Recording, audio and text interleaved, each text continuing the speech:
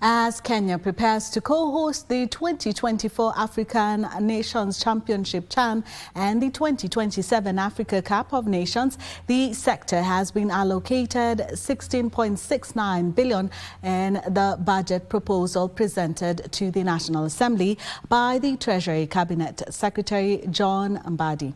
The proposals include provisions for talent development, governance and the fight against doping. After a delayed allocation of funds in the 2024-2025 financial year to the Anti-Doping Agency of Kenya, ADAC, almost put the country at the risk of being placed under greater scrutiny by World Athletics.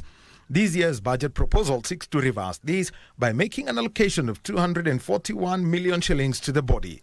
This allocation will assist ADAC meet the testing requirements for athletes ahead of the World Athletics Championships slated for September in Tokyo, Japan. Speaking at the National Assembly when presenting the budget proposals, Treasury Cabinet Secretary John Mbadi allocated a total of 16.69 billion shillings to the sports sector. This proposed allocation includes 13.5 billion for the Sports, Arts and Social Development Fund, 2.3 billion to establish an automation and digitization system for the sports registrar,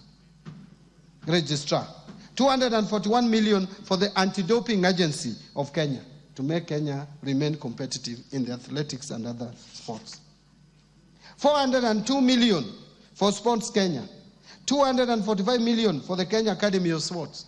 Besides the budgetary proposals, the government, through the Finance Bill of 2025, proposes to allow deduction of expenditure incurred in the construction of a public sports facility in such year of income from the 1st of July 2025.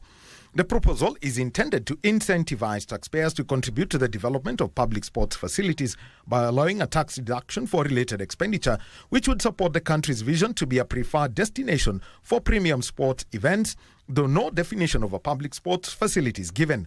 On the downside, the Finance Bill of 2025 proposes to delete the current provision allowing deduction of expenditure incurred by a person sponsoring sports with the prior approval of the Cabinet Secretary responsible for sports.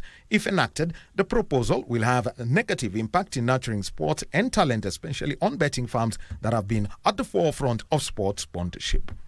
For Prime Edition, I am Daniel Wahome.